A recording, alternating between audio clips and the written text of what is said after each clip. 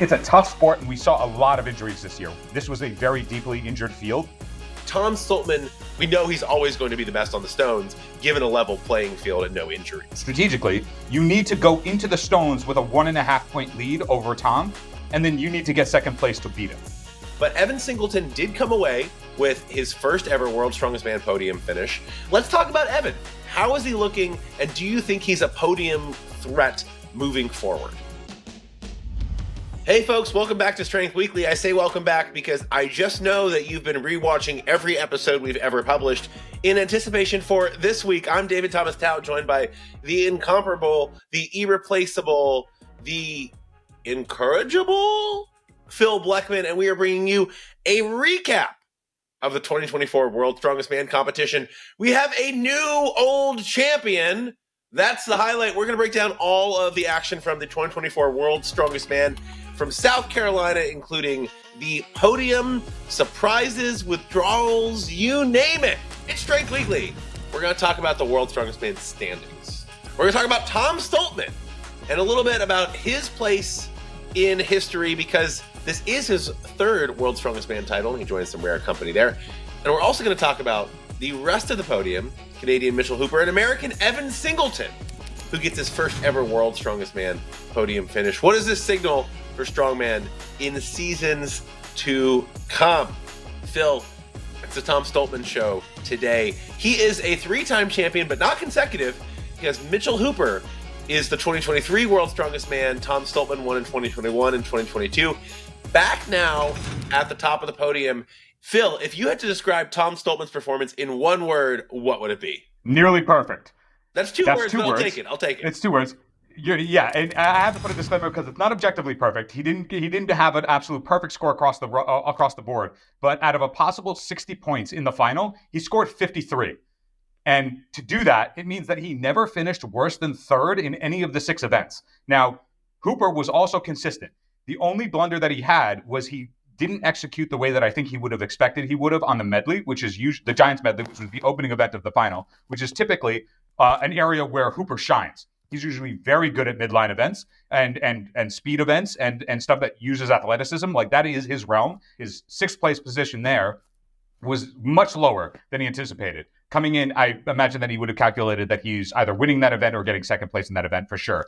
So, and that was really the difference maker. It was one not finish in third or above that made the difference between Tom Stoltman having 53 points and Hooper in second place overall with 47.5 points. There is not a lot of wiggle room in World's Strongest Man. There's just not a lot of enough events in the finals. For only 6 events, if you have one blunder, it might just be the difference maker unless the person that you're competing against for the throne also blunders in return. Phil, let's actually take a step back and let's talk about our top 10 finishers here. At the top of the podium, Tom Stoltman returns as champion. Canadian Mitchell Hooper finishes in second place. Evan Singleton finishes in third. Phil, take us through 4th, 5th, and 6th as well, because the near podium finishers can be very telling and a little foreshadowing when we talk at the end of this broadcast about who is going to be a threat in subsequent years at World's Strongest Man. Absolutely. If we look back at the predictions Strength Weekly that we recorded last week, where we covered what we expected to happen at the World's Strongest Man, there were a lot of rookies this year, and a lot of rookies making their World's Strongest Man final debuts. So one of them is not who finished in 4th place. That's Matthew Ragg, who finished last year on the bottom half of the field, and we expected big things from him. We saw how impressive he was in his debut last year in 2023, and we expected big things from this year, and boy, did he deliver on a lot of fronts. And a 4th place finish for him here in his second World's Strongest Man final, extremely impressive. I would not be surprised if in future years, he is very much a podium contender.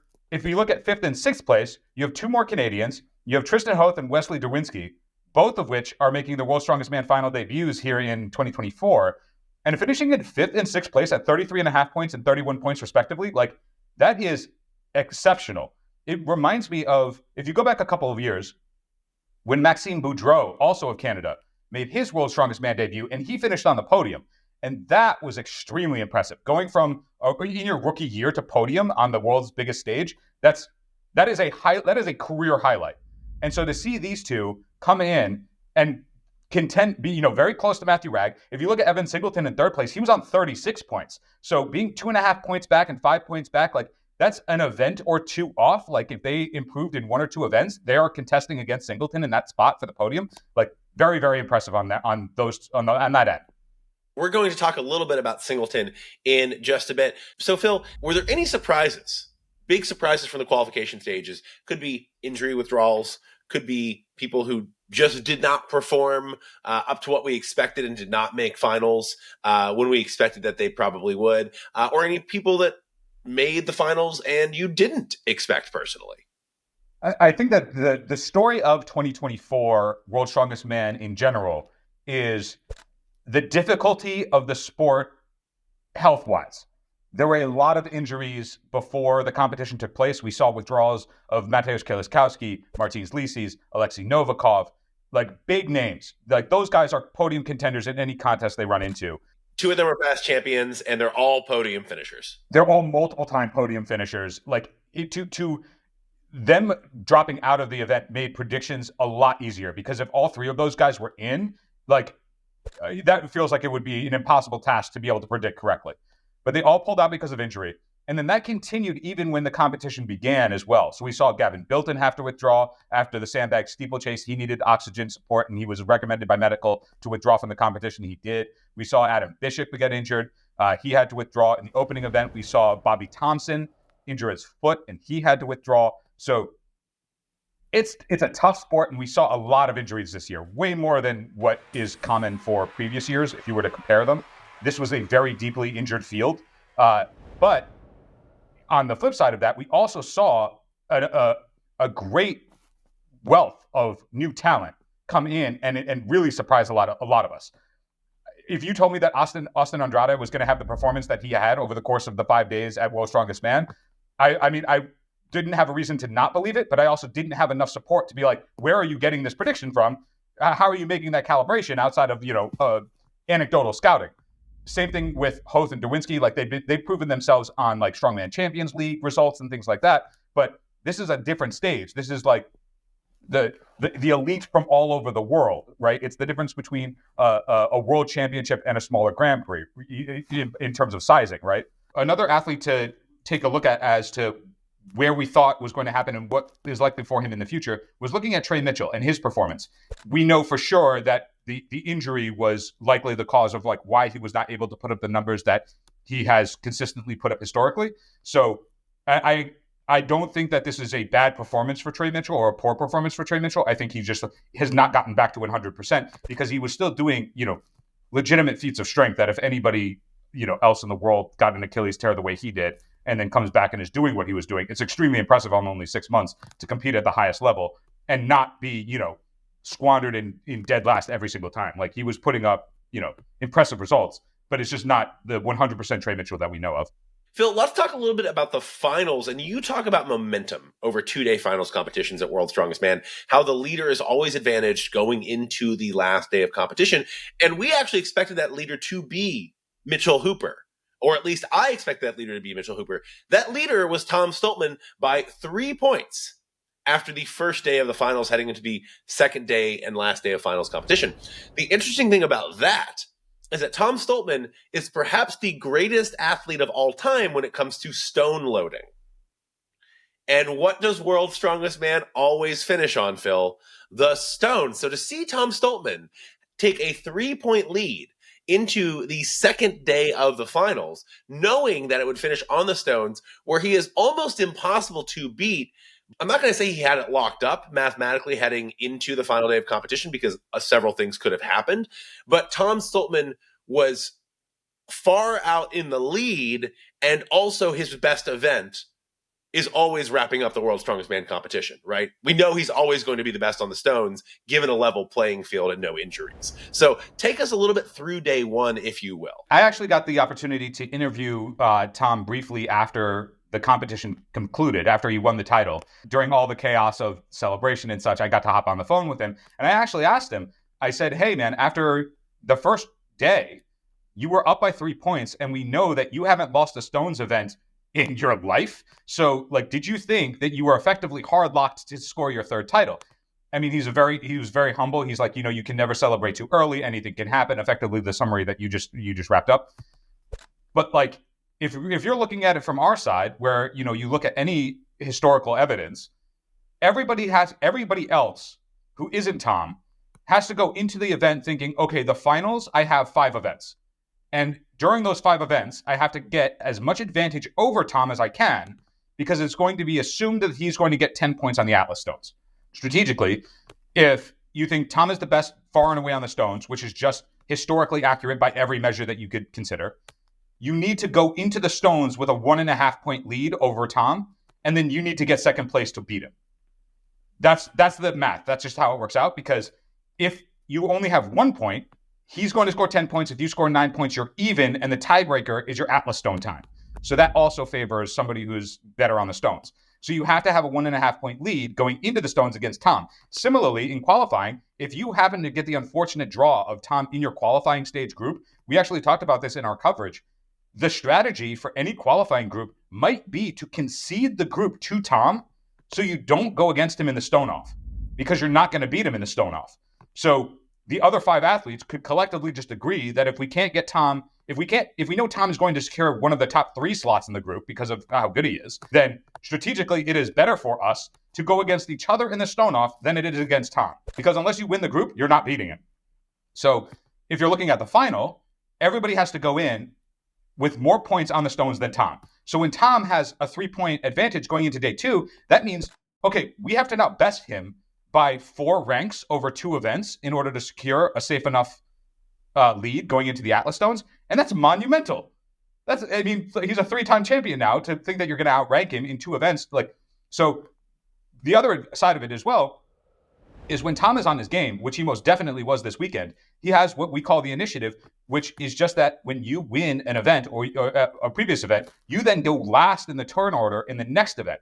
And the information that to be gained by that on number of reps that you need to hit, on distance you need to go, on time events, on how fast you need to go, on events that care about time, the information gap is so vast. Last year when we interviewed Mitchell Hooper, when he won, he had the initiative for most of the competition. And I point blank asked him, I was like, how much value do you put on the leader's advantage? And he said, give or take 5 or 6 points. Which is huge. That's the entire spread of the podium. That's half an event. That's insane. That is an unbelievably remarkable, almost laughable advantage to go into a competition with. And the guy who's calibrating this stuff more accurately than any other athlete in, our time covering strongman is like, yeah, it's worth about 5 or 6 points, I'd estimate. So Tom had that for the majority of the final because he never finished worse than 3rd. So that he had everything this weekend went Tom Stoltman. Well deserved. I do want to point out one thing that one of our editors on the BarBend team wanted to highlight here. There was some chatter over the weekend that some early hand tears for Mitchell Hooper may have affected his performance, and there were some close-up photos that were circulating of some honestly pretty gnarly hand tears. Phil, from what you saw, do you think that impacted his performance at all? I think you'd have to assume that it did. Without getting a quote directly from Hooper, you have to calibrate that, his performance on some events, I don't think he would shy away from. He probably underperformed on some of the events that he was expecting to do better on. The first event of the qualifying stage is the Webster Stones, which if you could pick the worst event to start an overall competition with, it's the one that's just going to annihilate people's actual the skin of their hands before they have to then start doing incredibly heavy deadlifts and Viking presses and all this stuff. I mean, personally, I don't think there's any doubt that hand tears affected his performance, and I assume that if we get fortunate enough to ask him about it in the near future, that he would relay that to us as well. All right, Phil, Tom Stoltman's now a 3-time World's Strongest Man champion. We have not seen someone rack up multiple titles who is not named Tom Stoltman in quite a bit of time, actually. There have been a lot of single-time champions who are not able to defend over the last number of years. Really, since Brian Shaw accumulated his 4th title in 2016, we have not seen anyone beyond Tom Stoltman accumulate multiple titles. Now, give folks a little reminder, if you will, about how the ranks play out for most titles of all time, because we got one person with 5 and we got 4 people with 4, and then we start getting into the folks with 3 titles apiece. Yeah, so if we look back at the last person to repeat a title defense, it was Brian Shaw, as you said. And then once 2017 hit, we saw a string of individual champions. You went from Eddie Hall to Hafthor Bjornsson to Martins Licis to Alexei Novikov, and then you hit Tom Stoltman.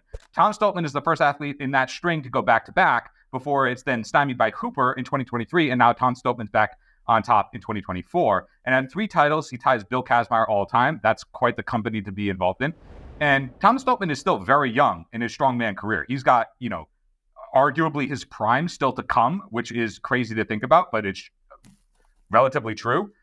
And when in the short interview that I was able to have with Tom, I asked him this question: where do you calibrate yourself all time now that you have 3 titles? And I asked him the same thing when he won his 2nd title too. And his answer for both times I asked him is the same, which is he's not looking at the future. He's not thinking about, his spot in history. He's thinking about this competition right now, and he's living present, and he's like, I'll take it competition by competition, which, despite being a relatively young athlete, to his mindset, he's very grounded. At least my takeaway was that he's very grounded when it comes to, standing on the shoulders of giants, so to speak, literal giants, so to speak. If he gets there, he gets there, but it's not something that he's currently contemplating, like LeBron Jordan style stuff. That's just not where his headspace seems to be at, which, is proven effective for him so far. But I would, if it's us, if we're talking, like, where do we put him legacy-wise, I would predict now that by the time he retires, he breaks Pudzianowski's record. And if you don't mind, Phil, take folks through, like, Pudzianowski's at the top with 5, has the most World's Strongest Man titles with 5. After Pudzianowski, take us through the 4 athletes who each have 4 titles. Yeah, so then each 4 athletes, so Brian Shaw and Zydrunas Savickas, they passed the title back and forth with 4 apiece during that stint in the teens. And then Magnus Vermagnusson and John Paul Sigmarsson also have 4 titles apiece. They were in the early days of World's Strongest Man, and they scored those big titles and put themselves in the history books. So, and then once you go down to 3 titles, you're looking at guys like Bill Kazmaier and now, of course, Tom Stoltman. Amazing. Well, that's a bold prediction, Phil. We'll have to wait a few years to see if it plays out, that Tom Stoltman eclipses Mariusz Pudzianowski's record of 5 titles with 6. TBD, he's got plenty of competition. I know Mitchell Hooper is looking very hungry to get back on top of the podium. But let's talk about one other contender, the last podium finisher who did finish. It wasn't terribly close between 2nd and 3rd. It was really kind of a battle between Hooper and Stoltman for 1st. But Evan Singleton did come away with his first ever World's Strongest Man podium finish. Let's talk about Evan. How is he looking, and do you think he's a podium threat moving forward? I would argue that Singleton has been a podium threat for a couple of years now, and we've seen him mature in ways. He's always been effective in single-day competitions, and the intensity that he would bring to when he competes would serve him well in those environments. And then we saw over the last couple of years him sort of struggle with these longer, multiple-day events. World's Strongest Man takes place over 5 days. You have a rest day in between, but it's 4 days worth of competition.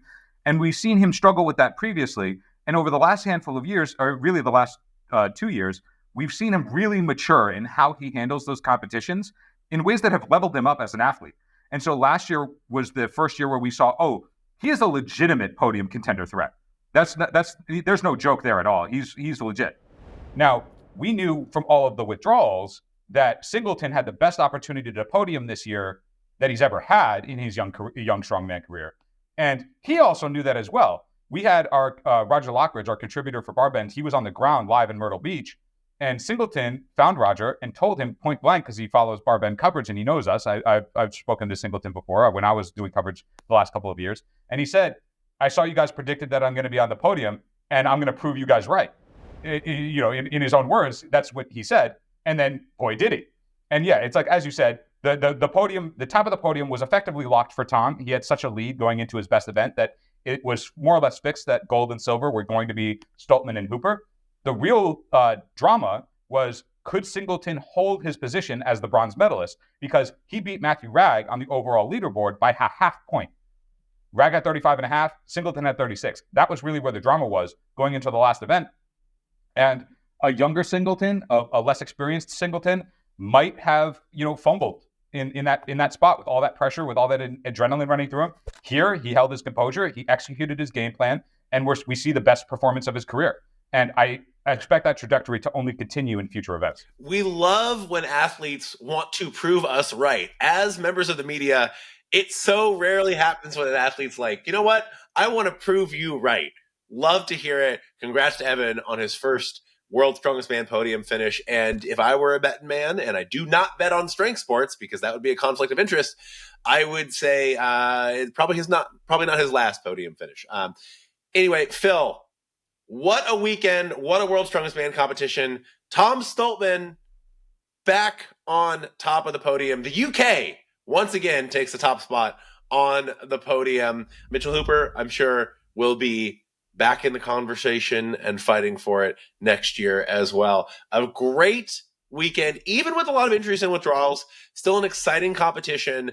Stoltman and Hooper really separating themselves from the pack, and then Singleton able to hold on and finish in bronze. All three names we will be seeing later this year in other strongman competition, and three names I'm sure will be in conversation heading into next year's predictions, because it's never too early to predict. For BarBend.com, I'm David Thomas Tao. Phil, thank you for lending your massive strongman brain to this broadcast.